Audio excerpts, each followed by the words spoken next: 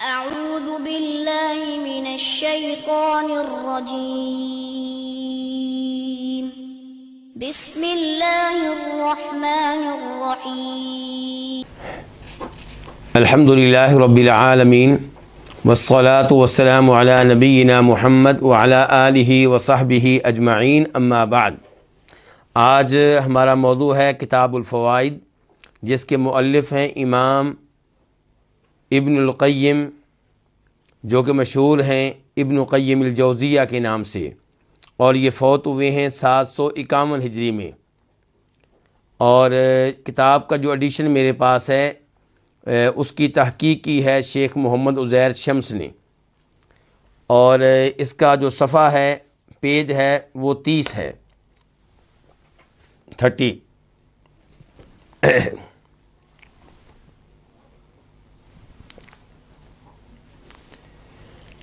چنانچہ آج کے درس میں امام صاحب فرماتے ہیں فائدہ، کہ فائدہ، اور آپ جانتے ہیں کہ کتاب کا نام ہی کیا ہے، الفوائد، تو اس میں طرح طرح کے فوائد ہیں۔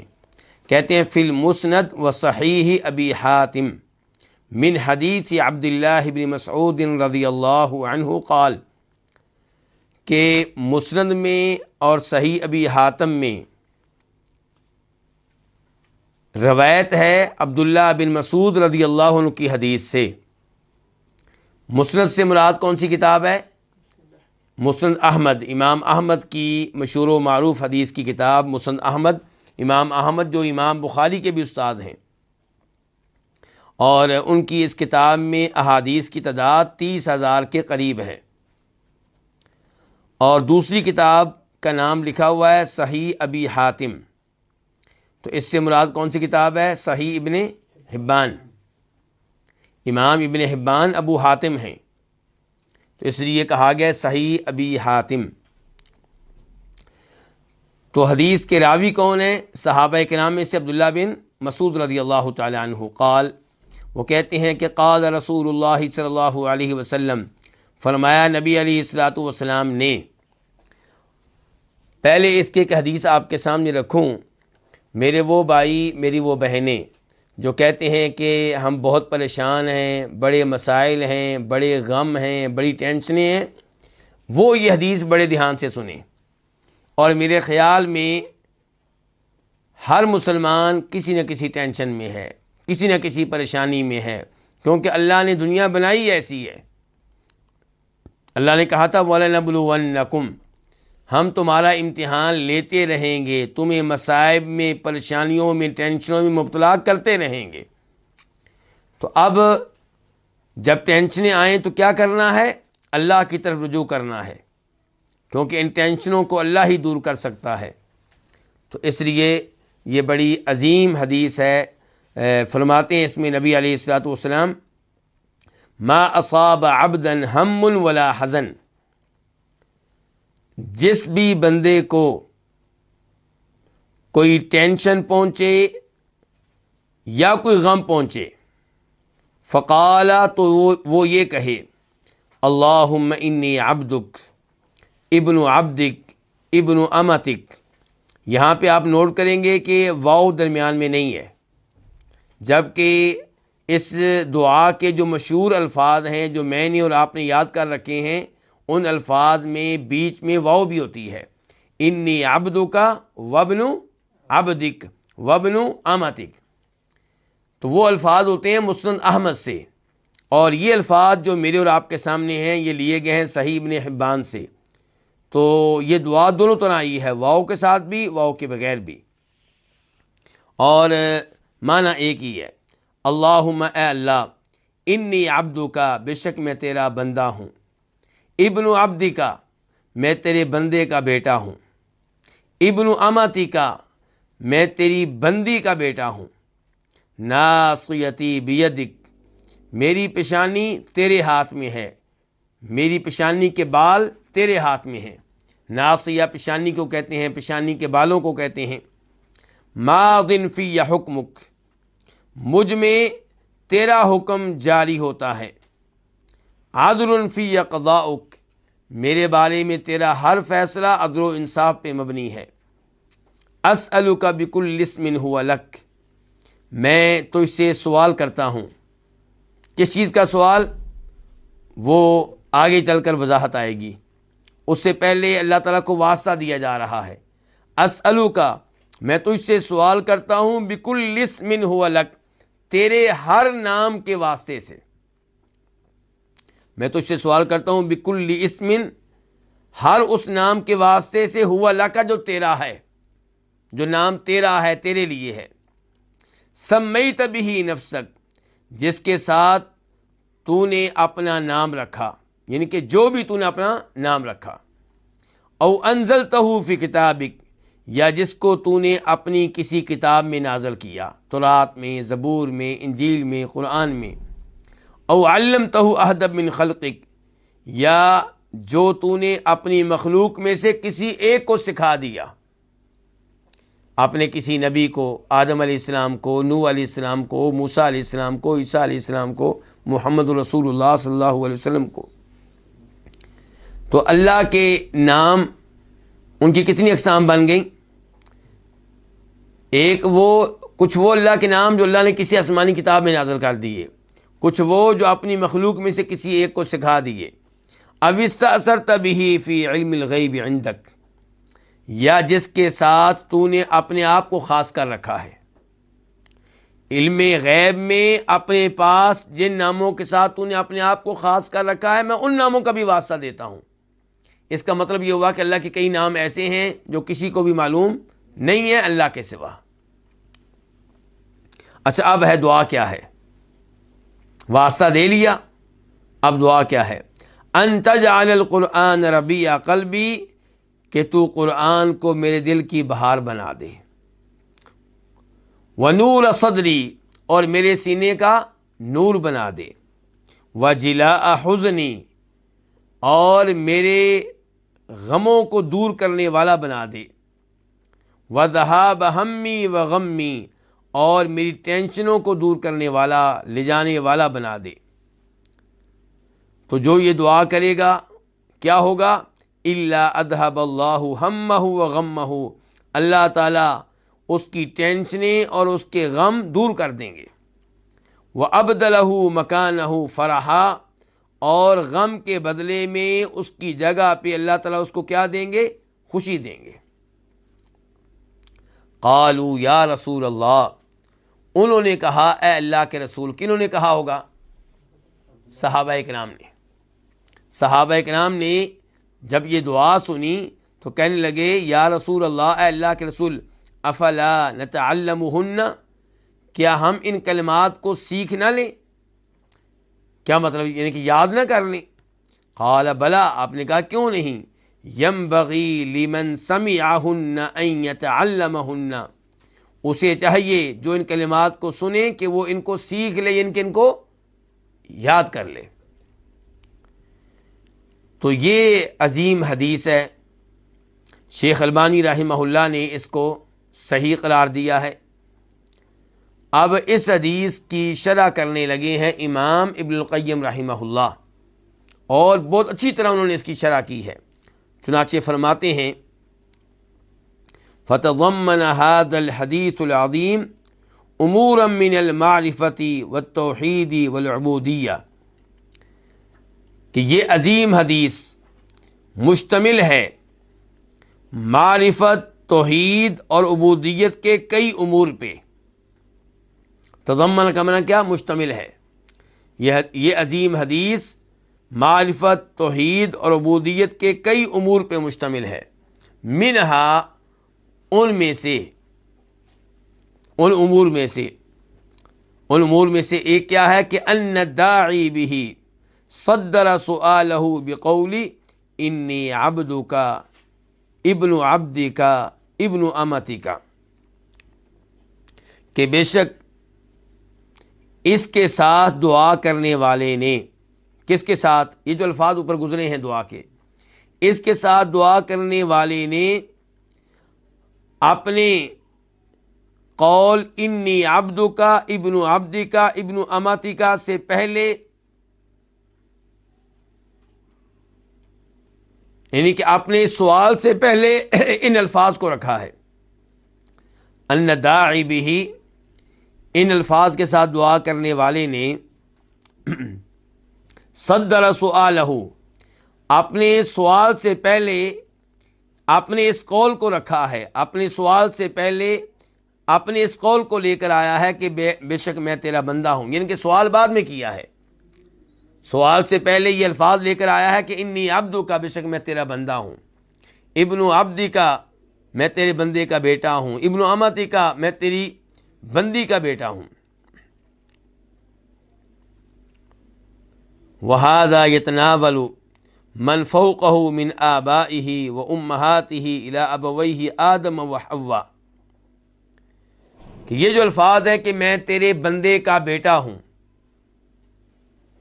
یہاں بندے سے مراد باپ ہے یا دادا ہے یا پردادا ہے، کون مراد ہے؟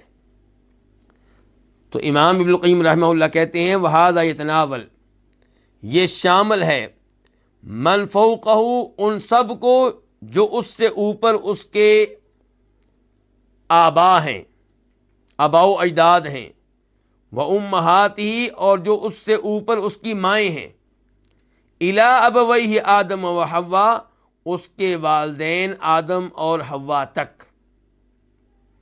یعنی کہ جب یہ کہتے ہیں کہ میں تیرا بندہ ہوں، تیرے بندے کا بیٹا ہوں، تو اس میں باپ بھی آ گیا، دادا بھی، پردادا بھی، بلکہ آدم علیہ السلام تک جتنے بھی اس کے آباء و اجداد ہیں سارے اس میں آ گئے۔ اور جب کہتا ہے کہ میں تیری بندی کا بیٹا ہوں، تو اس میں بھی اس کی والدہ آ گئیں، اور پھر اس کی نانی آ گئیں، اور اس طرح اماں حوا تک سب یہ عورتیں آ گئیں، سب اس کی مائیں آ گئیں، جو بھی اس کی مائیں لگتی ہیں۔ وَفِي ذَلِكَ تَمَلُّقٌ لَهُ، یہ انداز کیوں اختیار کیا گیا ہے کہ مانگنے سے پہلے، اللہ سے التجا کرنے سے پہلے یہ الفاظ کہ بے شک میں تیرا بندہ ہوں، تیرے بندے کا بیٹا ہوں، تیری بندی کا بیٹا ہوں، اس میں تملق لہ، اللہ کی خوشامد ہے۔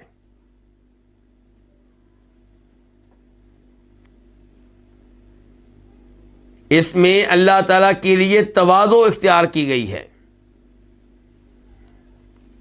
وَاسْتِخْدَاءٌ بَيْنَ يَدَيْهِ، اور اس میں اس کے سامنے تابع داری کا اظہار ہے۔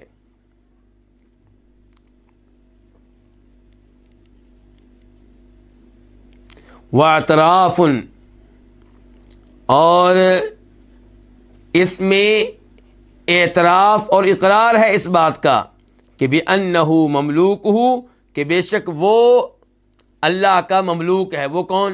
وہ خود دعا کرنے والا، وہ اللہ کا مملوک ہے، اللہ کا غلام ہے۔ وَآبَاؤُهُ مَمَالِكُهُ، اور اس کے آباء و اجداد بھی، اس کے باپ دادا بھی اللہ تعالیٰ کے مملوک ہیں، اللہ کے غلام ہیں۔ وَأَنَّ الْعَبْدَ لَيْسَ لَهُ غَيْرُ بَابِ سَيِّدِهِ وَفَضْلِهِ وَإِحْسَانِهِ، اور بے شک بندہ، بے شک غلام، اب سے مراد آپ یہاں پہ کیا لے لیں؟ غلام۔ اور بے شک غلام جو ہے اس کے پاس کوئی چیز نہیں ہوتی سوائے اپنے مالک کے دروازے کے، اور اس کے فضل و کرم کے، اور اس کے احسان کے۔ جب یہ مان لیا کہ میں غلام ہوں، میرے بڑے بھی اللہ کے غلام ہیں، تو اس میں اس بات کا بھی اعتراف ہے کہ جب میں غلام ہوں تو یا اللہ میں تو کسی چیز کا مالک نہیں ہوں، میں تو صاف صاف تیرا محتاج ہوں، میرا گزارا ہی نہیں ہو سکتا تیرے بغیر۔ وَأَنَّ سَيِّدَهُ إِنْ أَهْمَلَهُ وَتَخَلَّى عَنْهُ هَلَكَ، اور بے شک اس کا مالک اگر اس کو نظر انداز کر دے، ان احملہ، اس کو کیا کر دے؟ نظر انداز کر دے، وتخلی عنہ، اور اس کو چھوڑ دے، ہلاکا، تو وہ ہلاک ہو جائے گا۔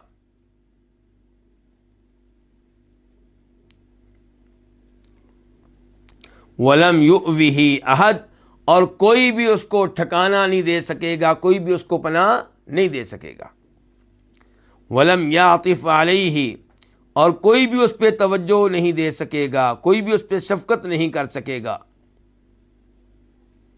بل یضیع اعظم ضیعۃ، بلکہ وہ بہت اچھی طرح ضائع ہو جائے گا، بہت اچھی طرح برباد ہو جائے گا۔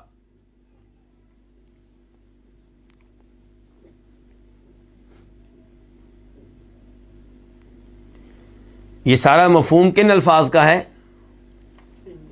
انی عبدک، کہ بے شک میں تیرا بندہ ہوں، تیرے بندے کا بیٹا ہوں، تیری بندی کا بیٹا ہوں، میں تیرا غلام ہوں، تیرے غلام کا بیٹا ہوں، تیری کنیز کا بیٹا ہوں۔ تو ان الفاظ کا یہ سارا مفہوم ہے جو بیان کر رہے ہیں امام ابن القیم رحمہ اللہ۔ کہتے ہیں فتحت هذا الاعتراف انی لا غنى بی عنک طرفۃ عین، آپ نے اس اقرار کا آغاز کیا ہے، آپ نے مخاطب کر رہے ہیں ابن القیم کس کو؟ مجھے اور آپ کو، پڑھنے والے کو۔ کہتے ہیں آپ نے اس اقرار کا آغاز کیا ہے ان الفاظ کے ساتھ کہ بے شک لا غنى بی عنک، کہ اے اللہ میں تجھ سے مستغنی نہیں ہو سکتا، بے نیاز نہیں ہو سکتا، طرفۃ عین، آنکھ جھپکنے کے برابر بھی۔ پوری زندگی تیرے بغیر گزار لوں یہ تو دور کی بات ہے، یا اللہ آنکھ جھپکنے کے برابر بھی میں تجھ سے بے نیاز نہیں ہوں، میں ایک ایک سیکنڈ میں تیرا محتاج ہوں۔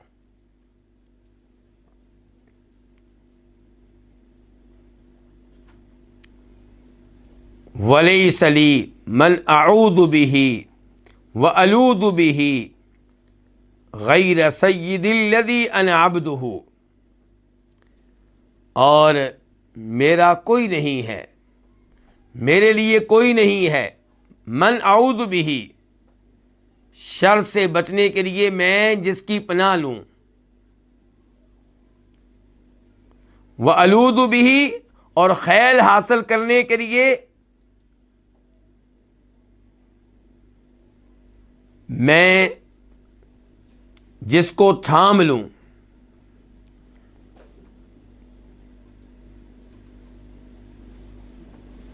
میرے لیے کوئی ایسا نہیں ہے کہ شر سے بچنے کے لیے میں جس کی طرف رجوع کر سکوں، جس کی پناہ میں آ سکوں، اور خیر لینے کے لیے میں جس کو تھام سکوں، جس سے التجا کر سکوں، غیر سیدی، سوائے میرے اس مالک کے، الذی انا عبدہ، جس کا میں غلام ہوں۔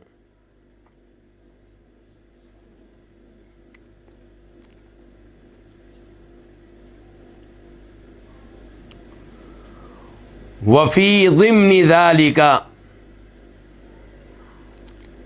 اور اس کے ضمن میں، کس کے ضمن میں؟ جی آپ سے سوال ہے، آپ جو بیٹھے ہیں میرے سامنے، یعنی کہ یہی الفاظ کہ اے اللہ میں تیرا غلام ہوں، تیرے غلام کا بیٹا ہوں، تیری کنیز کا بیٹا ہوں، ان الفاظ میں ہی یہ سب کچھ مضمر ہے، موجود ہے۔ تو کہتے ہیں فی ضمن ذالک، اور اس کے ضمن میں، اس کے اندر الاعتراف، اس بات کا بھی اقرار ہے کہ بِأَنَّهُ مَرْبُوبٌ، کہ بے شک وہ پرورش کیا ہوا ہے۔ وہ کون؟ وہ خود دعا کرنے والا۔ مدبر، اس کے امور کی تدبیر کی جاتی ہے۔ وہ اقرار کر رہا ہے کہ اللہ وہ ہے مجھے پالنے والا اور وہی ہے میرے امور کی تدبیر کرنے والا۔ تو اس میں اقرار ہے کہ بے شک اپنے بارے میں کہ بے شک وہ پرورش کیا ہوا ہے، مدبر، اس کے امور کی تدبیر کی جاتی ہے، مأمور، اس کو حکم ملتا ہے، وہ مامور ہے، کسی کے حکم کا پابند ہے، یعنی کہ اللہ تعالیٰ کے حکم کا، منہی، اس کو کئی امور سے روکا جاتا ہے۔ روکنے والا کون ہے؟ اللہ تعالیٰ۔ تو بندہ اعتراف کر رہا ہے اللہ کے سامنے، یا اللہ میں تو تیرا مربوب ہوں، میں تو تیرا مدبر ہوں، میں تیرا مامور ہوں، میں تیرا منی ہوں، مجھے پالنے والا تو، میرے امور کی تدبیر کرنے والا تو، اور میرے اوپر حکم چلتا ہے تیرا، اور کئی ایسی چیزیں ہیں جن سے روک رکھا ہے مجھے کس نے؟ تو نے۔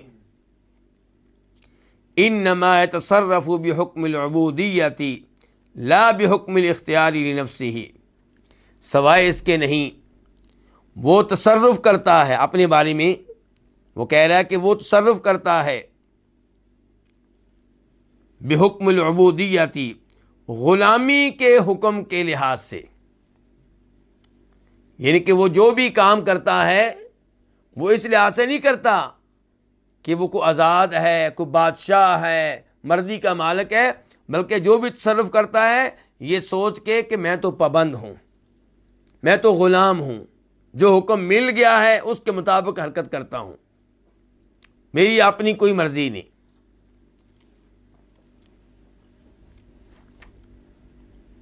کہاں یہ الفاظ اور کہاں یہ نعرہ کہ میرا جسم میری مرضی، میرا مال میری مرضی، اور کہاں یہ اپنی مسکینی کا اظہار۔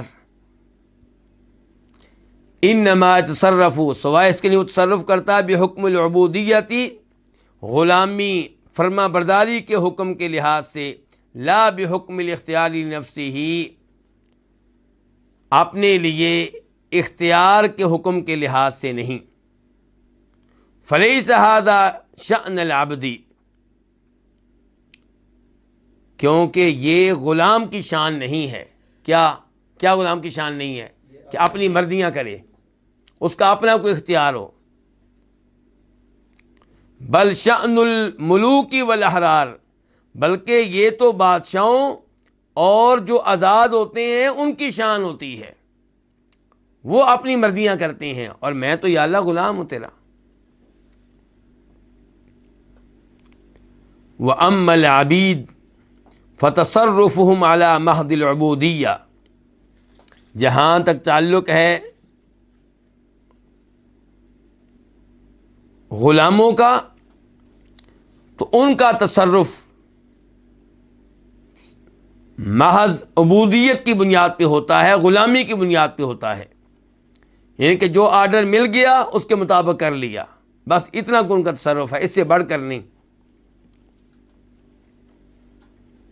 فَهَؤُلَاءِ عَبِيدُ الطَّاعَةِ الْمُضَافُونَ إِلَيْهِ سُبْحَانَهُ فِي قَوْلِ إِنَّ عِبَادِي لَيْسَ لَكَ عَلَيْهِمْ سُلْطَانٌ، پس یہ حکم ماننے والے غلام ہیں،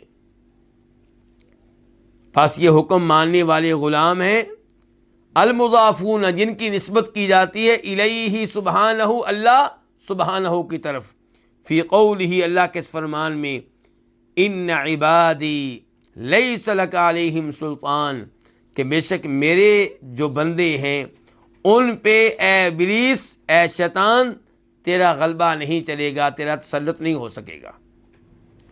تو یہاں پہ میرے بندوں سے مراد کون سے بندے ہیں؟ سب بندے نہیں، اللہ کی فرما برداری کرنے والے بندے، اللہ کی اطاعت کرنے والے بندے، ان کو اللہ نے اپنی ذات پر منسوب کر کے کہا یہ ہیں میرے بندے، کیونکہ اللہ کی اطاعت کرنے والے بندے ہیں۔ تو یہاں پہ سب بندے مراد نہیں ہیں، کون؟ خاص بندے، اللہ کی بات ماننے والے بندے۔ تو اللہ تعالیٰ ابلیس نے جب کہا تھا کہ یا اللہ مجھے مہلت دے دے، اور پھر یا اللہ دیکھنا کہ میں اس آدم کی اولاد کو کیسے گمراہ کروں گا، کیسے یہ میرے پیچھے چلیں گے، کیسے میرا آرڈر مانیں گے، تو اللہ نے کہا تھا ان عبادی لیس لک علیہم سلطان الا من اتبعک من الغاوین، میرے جو خاص بندے ہیں ان پہ تیرا غلبہ نہیں ہوگا، تیرا کنٹرول نہیں ہوگا، تیرا تسلط نہیں ہوگا۔ وقولی وعباد الرحمن الذین یمشون علی الارض ہونا، اور اللہ کے اس فرمان میں بھی کہ رحمان کے بندے وہ ہیں جو زمین پہ نرمی سے چلتے ہیں، تکبر سے نہیں چلتے، نرمی سے چلتے ہیں۔ اچھا، یہ آیت کیوں پیش کی گئی ہے؟ امام ابن القیم رحمہ اللہ بتانا چاہتے ہیں کہ ان دو آیات میں اللہ نے بندوں کی نسبت اپنی طرف کی ہے تو یہاں پہ مراد سب بندے نہیں ہیں، کافر بندے نہیں ہیں، شیطان بندے مراد نہیں ہیں، بلکہ یہ ان دونوں آیتوں میں مراد اللہ کے وہ بندے ہیں جو اللہ کی اطاعت کرنے والے ہیں، جو اللہ کے احکام کی تعمیل کرنے والے ہیں، جو اللہ کی شریعت پہ چلنے والے ہیں۔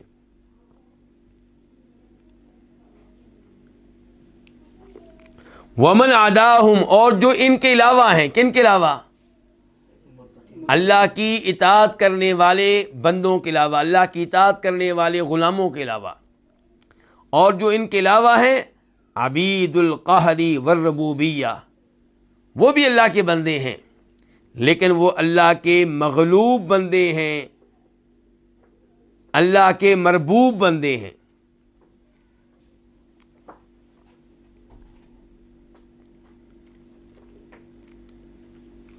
یعنی کہ وہ اس لحاظ سے اللہ کے بندے ہیں کہ اللہ نے ان کو پیدا کیا ہے، اللہ ان کا خالق ہے، اللہ ان کا مالک ہے، اللہ ان کا رازق ہے، اللہ ان کے امور کی تدبیر کرتا ہے، تو اس لحاظ سے وہ بھی اللہ کے بندے ہیں۔ لیکن اللہ نے شریعت کے امور میں انسان کو آزادی دی ہے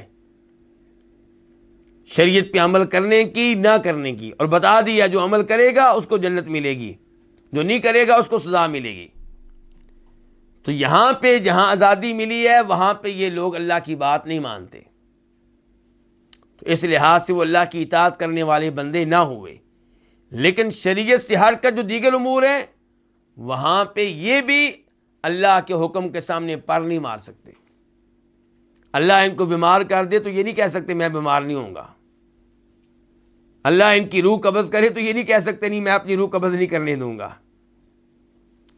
اللہ تعالیٰ ان کو فالج کے حملے میں مبتلا کر دے تو یہ نہیں کہہ سکتے نہیں میں فالج کا حملہ نہیں ہونے دوں گا۔ تو شریعت نے شرعی امور میں آزادی دی ہے، دیگر امور میں ساری مخلوقات اللہ تعالیٰ کے حکم کے سامنے پر نہیں مار سکتی، سب کے سب اللہ کے حکم کے پابند ہیں۔ تو شریعت کے امور میں جو اللہ کی اطاعت کرے وہ اللہ تعالیٰ کی اطاعت کرنے والے بندے کہلائیں گے، ان کو اللہ تعالیٰ پیار سے کہتے ہیں کہ یہ ہیں میرے بندے، یعنی کہ میرے خاص بندے، میری بات ماننے والے بندے، میرے محبوب بندے، میرے مقرب بندے۔ اور دیگر جو اللہ تعالیٰ کے بندے ہیں وہ اللہ تعالیٰ کے نافرمان بندے ہیں۔ تو فرمایا ومن عداہم، اور جو ان کے علاوہ ہیں عبید القہری والربوبیتی، وہ بھی اللہ کے غلام ہیں لیکن وہ مغلوب ہونے کے لحاظ سے اللہ کے غلام ہیں، مربوب ہونے کے لحاظ سے اللہ کے غلام ہیں۔ ربوبیت یعنی کہ مربوب، یعنی کہ اللہ نے ان کو پیدا کیا، اللہ نے ان کو پالا ہے۔ اب اللہ کی طرف دو نسبتیں، بندوں کی نسبتیں دو طرح کی ہو گئیں۔ ان دو نسبتوں کو سمجھنا چاہتے ہیں تو امام صاحب کہتے ہیں چند مثالوں سے آپ سمجھ لیں۔ وہ کیسے؟ ہر اونٹنی کس کی اونٹنی ہے؟ اللہ تعالیٰ کی۔ کیوں اللہ تعالیٰ کی؟ کیونکہ ہر اونٹنی کو پیدا کرنے والا کون ہے؟ ہر اونٹنی کو پیدا کرنے والا اللہ، اسے رزق دینے والا اللہ، اس کے امور کی تدبیر کرنے والا اللہ، اس لحاظ سے ہر اونٹنی اللہ کی اونٹنی ہے۔ لیکن ہر اونٹنی کو اللہ کی اونٹنی عام طور پہ نہیں کہا جاتا۔ وہ اونٹنی جو جناب صالح علیہ السلام کی قوم سمود کو اللہ تعالیٰ نے دی تھی اس کو کہا گیا ہے ناقۃ اللہ۔ قرآن میں کئی مقامات پہ کہا گیا ہے ہذہ ناقۃ اللہ لکم آیۃ فذروها تأکل فی ارض اللہ ولا تمسوها بسوء فیأخذکم عذاب علیم، کہ ان کے نبی نے کہا کہ یہ اللہ کی اونٹنی ہے، یہ تمہارے پاس نشانی بن کر آئی ہے، اس کو ہاتھ نہ لگانا، جدھر سے کھائے کھانے دینا، اگر اس کو ہاتھ لگایا بری نیت سے تو تم پہ دردناک عذاب آئے گا۔ تو چونکہ یہ اللہ کی خاص اونٹنی تھی، عام طریقے سے پیدا نہیں ہوئی تھی، اللہ کی طرف سے نشانی بن کر آئی تھی، تو اس کو کہا گیا ناقۃ اللہ، اللہ کی اونٹنی۔ تو یہاں پہ سوال پیدا ہوگا تو باقی اونٹنیاں کس کی ہیں؟ جواب یہ کہ وہ بھی کیا ہیں؟ اللہ کی. لیکن یہ اللہ کی خاص اونٹنی، وہ اللہ کی عام اونٹنی ہے. تو ایسے ہی جو لوگ اللہ تعالیٰ کی اطاعت کرتے ہیں وہ اللہ تعالیٰ کے خاص بندے، اللہ تعالیٰ کے خاص غلام، اور جو اللہ تعالیٰ کی بات نہیں مانتے شرعی امور میں، وہ بھی اللہ کے غلام ہیں، وہ بھی اللہ کے بندے ہیں، لیکن عام بندے، نافرمان بندے. تو کہتے ہیں فَإِضَافَتُهُمْ إِلَيْهِ، تو ان کی اللہ تعالیٰ کی طرف اضافت اور نسبت کن کی؟ جی ہاں جی بالکل صحیح ہے. جو اللہ کے مغلوب بندے ہیں، جو اللہ کے مربوب بندے ہیں، تو ان کی نسبت اللہ تعالیٰ کی طرف کاضافت سائر البیوت الی ملکہ، سارے گھروں کی اللہ تعالیٰ کے ملک کی طرف اضافت کی طرح ہے کہ سارے کے سارے گھر کیا ہیں؟ اللہ کے مملوک ہیں. سب کے سب گھروں کا مالک کون ہے؟ اللہ تعالیٰ ہے. تو ان بندوں کی اللہ کی طرف اضافت ایسے ہی ہے جیسے سب گھروں کی اضافت الی ملک ہی اللہ کی ملکیت کی طرف. وَإِضَافَةُ أُولَئِكَ، اور ان کی اضافت کن کی؟ اللہ تعالیٰ کی اطاعت کرنے والے بندے، اللہ تعالیٰ کی اطاعت کرنے والے غلام، اور ان کی اضافت اللہ تعالیٰ کی طرف کاضافت بیت الحرام الیہ، بیت الحرام کی جو اللہ کی طرف اضافت اور نسبت ہے اس کی طرح ہے.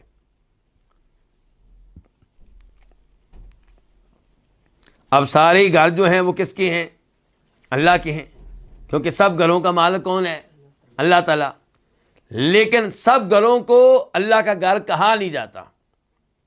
ابھی جس گھر میں ہم بیٹھے ہوئے ہیں، نہ میں کبھی کہتا ہوں نہ آپ کہتے ہیں کہ اللہ کا گھر ہے، لیکن بیت اللہ جو مکہ میں ہے اس کو سب کیا کہتے ہیں؟ اللہ کا گھر، کیونکہ وہ کیا ہے؟ خاص ہے، اس کا ایک مقام ہے، اس کی ایک اہمیت ہے.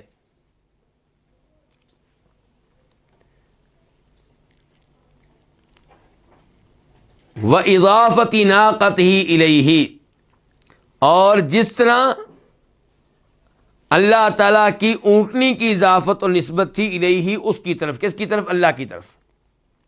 تو وہ اضافت خاص تھی کہ عام تھی؟ خاص تھی. وَدَارِهِ الَّتِي هِيَ الْجَنَّةُ إِلَيْهِ، اور جس طرح اللہ کے گھر کی اللہ کی طرف نسبت اور اضافت، اور وہ اللہ کا گھر کون سا ہے؟ جنت. مثال کے طور پہ اللہ تعالیٰ کہتے ہیں وَاللَّهُ يَدْعُو إِلَى دَارِ السَّلَامِ، اللہ تعالیٰ تمام لوگوں کو دعوت دے رہا ہے سلام کے گھر کی طرف. سلام اللہ کا نام ہے. تو اللہ کا گھر کون سا ہے؟ جنت. یعنی کہ اللہ تعالیٰ سب لوگوں کو کہتا ہے کہ میری جنت کی طرف آؤ. اللہ یہ دعوت دیتا ہے مسلمانوں کو بھی، کافروں کو بھی. لیکن اللہ کی دعوت قبول کون کرتے ہیں؟ مسلمان. کافر قبول نہیں کرتے. سوال یہ ہے کہ اللہ نے اپنا گھر کس کو قرار دیا؟ جنت کو. کیوں؟ کیونکہ یہ عام گھر نہیں ہے، یہ خاص گھر ہے. وَإِضَافَةِ عُبُودِيَّةِ رَسُولِهِ إِلَيْهِ، اور جس طرح اللہ کے رسول کی عبودیت کی نسبت ہے الیہ، اللہ تعالیٰ کی طرف. یہ کہ اللہ تعالیٰ نے اپنے رسول کو کہا ہے کہ یہ رسول جو ہے یہ میرا بندہ ہے، عبداللہ، یہ میرا بندہ ہے. اللہ نے یہ الفاظ ابو جہل کے لیے نہیں کہے، ابو لہب کے لیے نہیں کہے، فرعون کے لیے نہیں کہے، کیونکہ نبی علیہ الصلوۃ والسلام اللہ کی بات ماننے والے اللہ کے بندے ہیں، اللہ کی عبادت کرنے والے اللہ کے بندے ہیں، اللہ کے لیے قربانیاں دینے والے اللہ کے بندے ہیں، اللہ کے خاص بندے ہیں. تو امام ابن القیم رحمہ اللہ نے یہاں پہ ہمیں یہ سمجھایا ہے کہ اللہ تعالیٰ اپنی اطاعت کرنے والے بندوں کے بارے میں کہتے ہیں کہ یہ میرے بندے ہیں، اور یہ عام نسبت نہیں، خاص نسبت ہے، بڑی عظیم نسبت ہے. اور اس نسبت کی اہمیت انہوں نے ہمیں سمجھائی ہے 4 مثالیں دے کر. نمبر 1، انہوں نے کہا کہ یہ ایسے ہی ہے جیسے بیت الحرام کی نسبت اللہ کی طرف کرتے ہیں اور کہتے ہیں کہ بیت اللہ، نمبر 2، جیسے قوم صالح علیہ السلام کی اونٹنی کی نسبت اللہ کی طرف کرتے ہیں اور کہتے ہیں ناقۃ اللہ، اللہ کی اونٹنی۔ نمبر 3، جیسے جنت کو کہتے ہیں کہ اللہ کا گھر ہے، دار اللہ، یہ اللہ کا گھر ہے، اور جیسے اللہ تعالیٰ اپنے آخری رسول جناب محمد صلی اللہ علیہ وسلم کی نسبت آپ کی طرف کرتے ہیں اور کہتے ہیں عبد اللہ، یہ میرے بندے ہیں۔ تو یہ چاروں نسبتیں کیسی ہیں جی؟ میرا سوال آپ لوگوں سے جی، یہ چاروں نسبتیں کیسی ہیں؟ بہت اعلیٰ نسبتیں ہیں۔ تو اس میں ہر گھر نہیں آ رہا، ہر اونٹنی نہیں آ رہی، ہر بندہ نہیں آ رہا، خاص۔ تو ایسی جب اللہ تعالیٰ کہتے ہیں کہ ان عبادی لیس لک علیہم سلطان، کہ اے ابلیس میرے جو بندے ہیں ان پہ تیرا غلبہ نہیں ہوگا، تسلط نہیں ہوگا، تو اس سے مراد عام بندے نہیں، خاص بندے ہیں اللہ تعالیٰ کے۔ اچھا، اب امام ابن القیم رحمہ اللہ 3 آیتیں لے کر آئے ہیں۔ یہ 3 آیتیں کس بارے میں ہیں؟ امام صاحب نے کہا تھا نا کہ اللہ تعالیٰ نے اوپر کی 2 آیتوں میں جو کہا نا میرے بندے، اس سے مراد ہیں اللہ کے خاص بندے، اللہ کی اطاعت کرنے والے بندے، اور کہا تھا کہ یہ نسبت اللہ نے اپنی طرف کی ہے میرے بندے، ایسے ہی جیسے اللہ نے مسجد حرام کی نسبت کی اپنی طرف کہ یہ بیت اللہ میرا گھر ہے، وطاہر بیتیہ، کہ اے ابراہیم اور اسماعیل تم پاک کرو میرے گھر کو طواف کرنے والوں کے لیے اور اعتکاف کرنے والوں کے لیے۔ کیا کہا؟ میرا گھر۔ تو یہ نسبت ایسے ہی ہے۔ اور جیسے اللہ تعالیٰ نے کہا جنت کے بارے میں کہا کہ دار السلام، کہ یہ سلامتی والے رب کا گھر ہے، یا جیسے اللہ تعالیٰ نے کہا ہے اونٹنی کے بارے میں ناقۃ اللہ، یہ اللہ کی اونٹنی ہے، قرآن میں کہا گیا ہے، یا جیسے اللہ نے آخری رسول جناب محمد صلی اللہ علیہ وسلم کو کہا کہ عبد اللہ، یہ اللہ کے بندے ہیں۔ اب سوال پیدا یہ ہوگا کہ کہاں پہ اللہ نے کہا ہے محمد رسول اللہ کو یہ کہ میرے بندے ہیں؟ تو اس کے لیے 3 آیتیں لے کر آئے ہیں۔ کہتے ہیں وَإِضَافَةِ عُبُودِيَّةِ رَسُولِهِ إِلَيْهِ، اور جیسا کہ اللہ کے رسول کی عبودیت کی نسبت ہے الیہ، اس کی طرف، کس کی طرف؟ اللہ کی طرف، بقولہ، اللہ کے اس فرمان میں وَإِن كُنتُمْ فِي رَيْبٍ مِّمَّا نَزَّلْنَا عَلَىٰ عَبْدِنَا، اگر تم کسی شک و شبہ میں ہو اس چیز کے متعلق جو ہم نے اپنے بندے پہ نازل کی ہے، اس قرآن کے متعلق جو ہم نے اپنے بندے پہ نازل کیا ہے، یعنی کہ ہم نے قرآن نازل کیا اپنے بندے محمد پہ صلی اللہ علیہ وسلم، تم کہتے ہو کہ نہیں یہ اللہ کا کلام نہیں، یہ انسانی کاوش ہے، یہ خود اس نے گڑھا ہے، تو اللہ تعالیٰ کہتے ہیں اگر تم اس کلام کے بارے میں شک و شبہ میں ہو جو ہم نے نازل کیا اپنے بندے پہ، کون؟ محمد صلی اللہ علیہ وسلم، تو تم اس جیسی کیا لے آؤ؟ ایک صورت لے آؤ۔ تو یہاں پہ اللہ نے کیا کہا ہے؟ عبدینا، یہ سورہ بقرہ آیت نمبر 23 اس کے بعد کہا سبحان الذی اسری بعبدہ، پاک ہے وہ ذات جو اپنے بندے کو لے گئی رات کے تھوڑے سے حصے میں مسجد حرام سے لے کے مسجد اقصیٰ تک۔ پاک ہے وہ ذات جو اپنے بندے کو لے گئی، اپنا بندہ، اللہ نے کہا میرا بندہ، یہاں پہ کون مراد ہیں؟ نبی صلی اللہ علیہ وسلم۔ اور پھر کہا اللہ نے سورہ جن میں آیت نمبر 19 میں وَأَنَّهُ لَمَّا قَامَ عَبْدُ اللَّهِ يَدْعُوهُ كَادُوا يَكُونُونَ عَلَيْهِ لِبَدًا، اور بے شک بات یہ ہے کہ جب اللہ کا بندہ کھڑا ہوتا ہے، یدعوہ، اپنے رب کو پکارتا ہے، اپنے رب سے دعائیں کرتا ہے، تو یوں لگتا ہے کہ یہ لوگ گروہ در گروہ جمع ہو کے آپ پہ حملہ کر دیں گے۔ تو ان 3 آیات میں اللہ تعالیٰ نے عبد کا لفظ استعمال کیا ہے آخری رسول جناب محمد صلی اللہ علیہ وسلم پہ، اور ان کو اپنا بندہ قرار دیا ہے۔ تو جیسے یہ نسبت عظیم ہے، ایسے ہی وہ نسبت عظیم ہے جس نسبت میں اللہ تعالیٰ کہتے ہیں کہ ان عبادی، بے شک میرے جو بندے ہیں اے ابلیس، ان پہ تیرا غلبہ نہیں ہو سکے گا۔ اور اللہ تعالیٰ کہتے ہیں وعباد الرحمن الذین یمشون علی الارض ہونا، رحمان کے بندے وہ ہیں جو زمین پہ نرمی سے چلتے ہیں، ان کے تکبر نہیں کرتے۔ وفی التحقق بمعنى قوله انی عبدک التزام عبودیتہ من الذل والخضوع والانابہ۔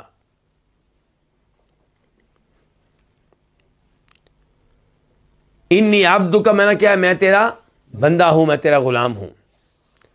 تو یہ جو الفاظ ہے انی عبدک کا، اس کے معنی کے ساتھ متصف ہونے میں اللہ تعالیٰ کی عبودیت کا التزام اور اہتمام ہے۔ وہ کون سی اللہ تعالیٰ کی عبودیت ہے جس کا اہتمام ہے؟ من الذل، اللہ کی تابعداری کرنا، والخضوع، اللہ کے لیے عاجزی اختیار کرنا، والانابتی، اور اللہ کی طرف رجوع کرنا۔ یعنی کہ جب آپ یہ کہتے ہیں نا اللہ سے کہ انی عبدک، بے شک میں تیرا بندہ ہوں، تو جب آپ یہ ثابت کر دیں کہ میں اللہ کا بندہ ہوں، تو اس کا مطلب یہ ہے کہ میں اللہ کا تابعدار رہوں گا، اللہ کے سامنے عاجزی اختیار کروں گا، اور اللہ کی طرف رجوع کروں گا۔ یہ اس کا مطلب ہے۔ مزید اس کے معنی آگے بتا رہے ہیں، وہ کہتے ہیں اس میں اور چیزیں بھی ہیں۔ وہ کیا؟ وامتثال امر سیدہ، اس میں اپنے مالک کے حکم کی تعمیل بھی ہے کہ یا اللہ چونکہ میں تیرا غلام ہوں، اس کا مطلب یہ ہے کہ میں تیرا آرڈر مانوں گا۔ واجتناب نہیہ، اور اس میں اس کی ممنوع کردہ چیزوں سے اجتناب بھی ہے۔ جب آپ کہتے ہیں یا اللہ انی عبدک، میں تیرا بندہ ہوں، اس کا مطلب یہ بھی ہے کہ میں چونکہ تیرا بندہ ہوں، تیرا غلام ہوں، جن چیزوں سے تو منع کرے گا میں ان کے بالکل قریب نہیں جاؤں گا۔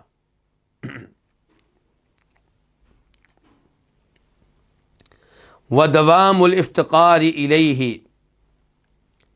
وَاللَّجَإِ إِلَيْهِ وَالْإِسْتِعَانَةِ بِهِ، اور اس میں یہ چیز بھی ہے کہ میں ہمیشہ الافتقار الیہ، اس کا کیا رہوں گا؟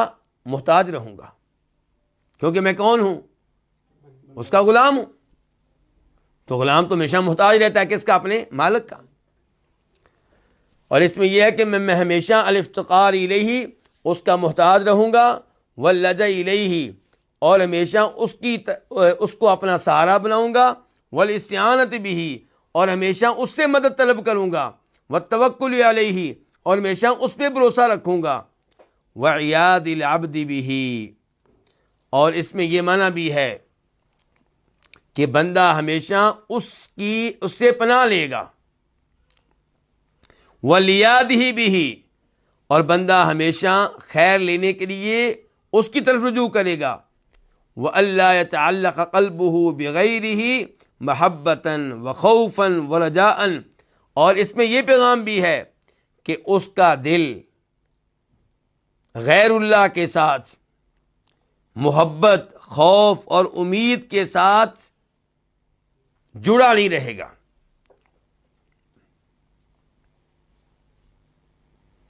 محبت کس سے ہوگی؟ اپنے مالک سے۔ ڈر کس سے لگے گا؟ اپنے مالک سے۔ امیدیں کس پہ ہوں گی؟ اپنے مالک پہ۔ یہ سارے معانی، یہ سارے مفاہیم امام ابن القیم رحمہ اللہ نے کہاں سے اخذ کیے ہیں؟ انی عبدک، بے شک میں تیرا غلام ہوں، ان الفاظ سے۔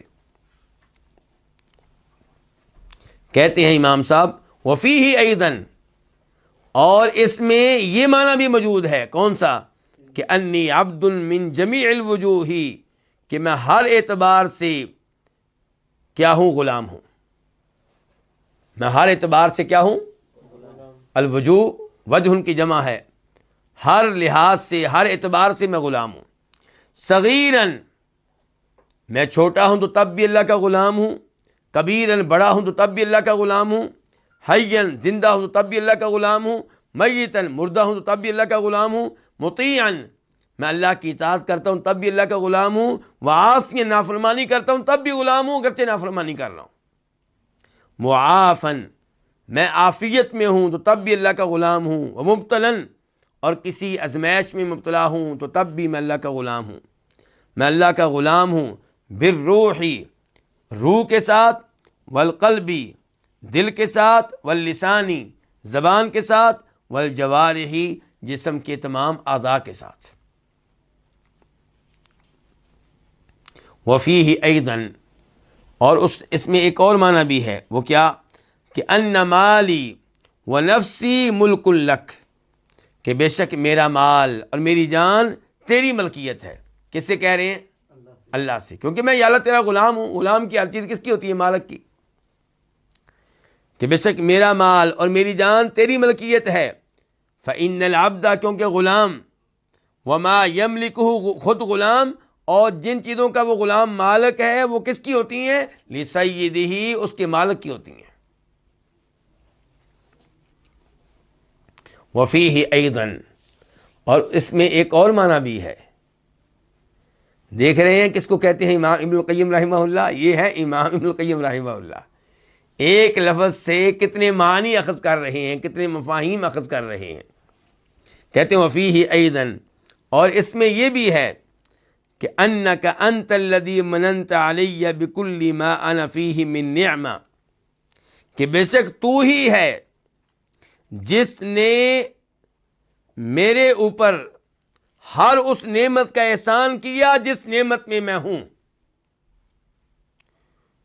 فذالک کلہ من انعامک علی عبدک، یہ سب کا سب تیرے بندے پہ، تیرے غلام پہ انعام ہے۔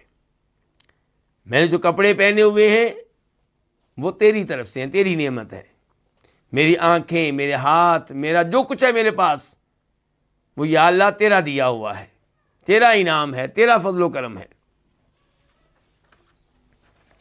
وفیہ ایضاً، اور اس میں یہ بھی ہے کہ انی لا اتصرف فیما خولتنی من مالی و نفسی الا بامرک، کہ میں کوئی تصرف نہیں کروں گا اس میں جو تو نے مجھے دیا ہے۔ خولتنی، جو تو نے مجھے دیا ہے۔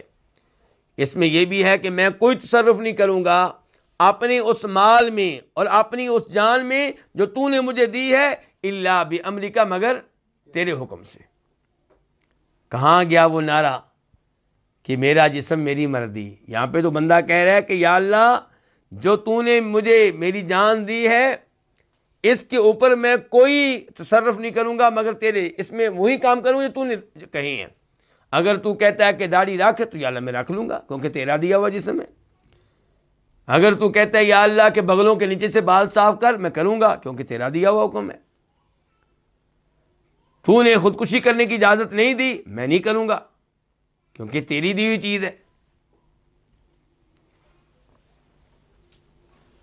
تو اس میں یہ بھی ہے کہ میں کوئی تصرف نہیں کروں گا اپنی اس مال میں، اپنی اس جان میں جو تو نے مجھے دی ہے، الا بامرک، مگر تیرے حکم سے۔ کما لا يتصرف العبد الا باذن سیدہ، جس طرح کوئی بھی غلام کوئی تصرف نہیں کرتا مگر اپنے مالک کی اجازت سے۔ وَأَنِّي لَا أَمْلِكُ لِنَفْسِي ضَرًّا وَلَا نَفْعًا وَلَا مَوْتًا وَلَا حَيَاةً وَلَا نُشُورًا، اور بے شک میں اپنے لیے کسی نفع و نقصان کا مالک نہیں ہوں، میں اپنے لیے موت و حیات کا مالک نہیں ہوں، ولا نشورا، اور نہ ہی میں مرنے کے بعد اٹھنے کا مالک ہوں۔ تیری مرضی چلنی ہے، میری مرضی چلے تو میں تو چاہوں گا مجھے نہ ہی اٹھایا جائے، حساب کتاب نہ ہو، اور میری مرضی چلے تو میں کبھی نہیں چاہوں گا میرے اوپر موت آئے، میری مرضی چلے تو میں کبھی نہیں چاہوں گا کہ میرا کوئی نقصان ہو۔ لیکن نہیں یا اللہ، مجھے پتا ہے کہ مرضیاں تیری چلتی ہیں، میں اپنے لیے نہ کسی نقصان کا مالک ہوں، نہ کسی فائدے کا، نہ موت کا، نہ حیات کا، اور نہ مرنے کے بعد دوبارہ اٹھنے کا۔ فَإِن صَحَّ لَهُ شُهُودُ ذَلِكَ، اگر اس کے لیے درست ہو جائے، اس کے لیے ممکن ہو جائے ان امور کو مد نظر رکھنا، کس کے لیے؟ دعا کرنے والے کے لیے۔ اگر دعا کرنے والا یہ کہتے ہوئے کہ انی عبدک، میں تیرا غلام ہوں، ان تمام معانی کو مد نظر رکھے، یہ سارے معنی اس کے ذہن میں حاضر ہوں، فقد قالا، تو پھر یقیناً اس نے کہہ دیا ہے کہ انی عبدک حقیقتاً، اس نے پھر یہ حقیقتاً کہا ہے کہ میں تیرا بندہ ہوں۔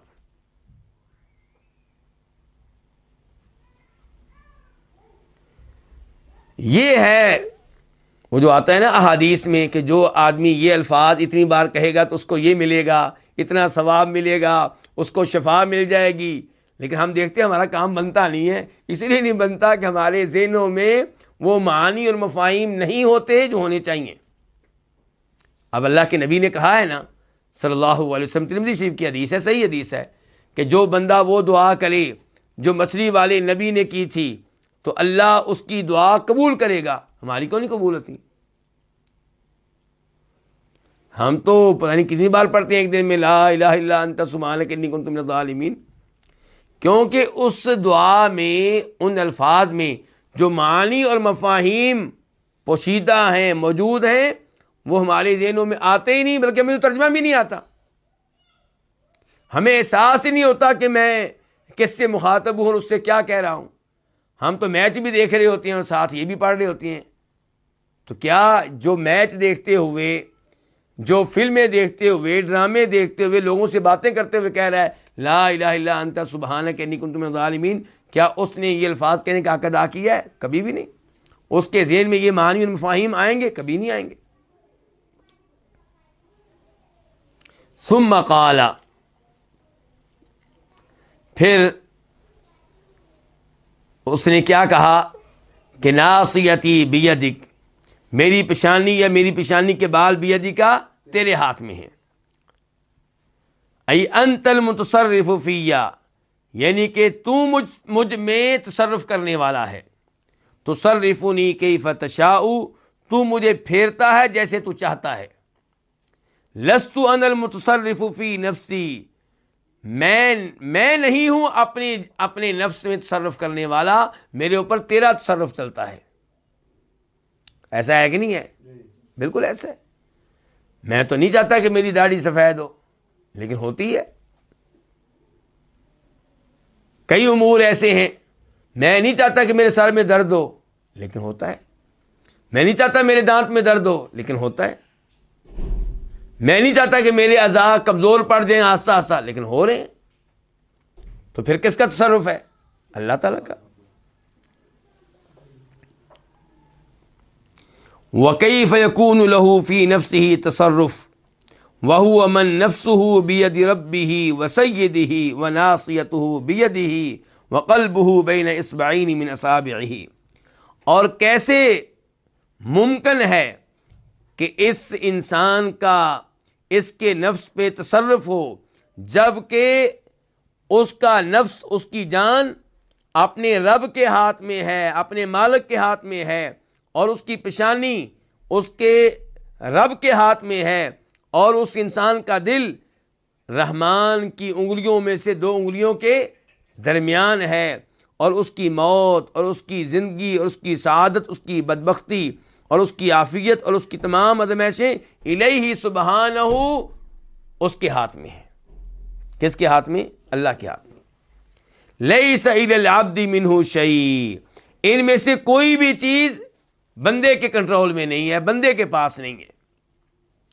بل ہوا فی قبضۃ سیدہ اضعف من مملوک ضعیف حقیر ناصیتہ بید سلطان قاہر مالک لہ تحت تصرفہ وقہرہ بل الامر فوق ذلک، بلکہ یہ کون؟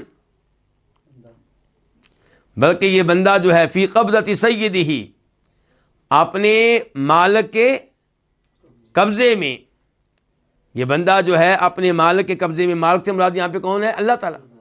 بلکہ یہ بندہ اپنے مالک کے قبضے میں اس مملوک کمزور اور حقیر سے زیادہ کمزور ہے جس کی پیشانی کسی بادشاہ کے ہاتھ میں ہے، قاہر جو بڑا غالب ہے، مالک لہو جو اس کا مالک ہے،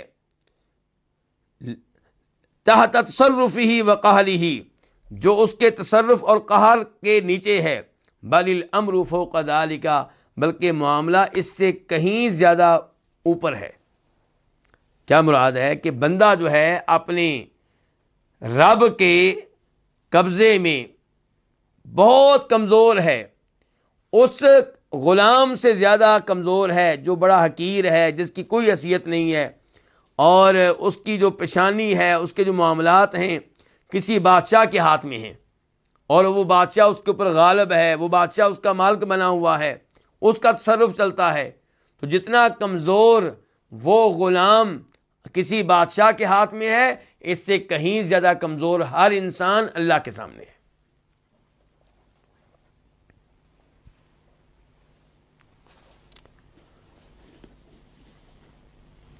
وَمَتَى شَهِدَ الْعَبْدُ، اور جب بھی غلام شاہدہ یہ بات مد نظر رکھے، یہ بات دیکھے کہ ان ناصیتہ، کہ بے شک اس کی پیشانی، ونواصی العباد کلھا، اور بندوں کی تمام پیشانیاں، بید اللہ وحدہ، صرف ایک اللہ کے ہاتھ میں ہیں، یصرفہم کیف یشاء، وہ ان کو پھیرتا ہے جیسے چاہتا ہے، لم یخفہم بعد ذالک، تو اس کے بعد پھر وہ کسی بندے سے ڈرے گا نہیں۔ اگر بندے کا یہ عقیدہ بن جائے، بندہ اس چیز کو مد نظر رکھے کہ اس کی اپنی پیشانی اور تمام بندوں کی پیشانیاں کس کے ہاتھ میں ہیں؟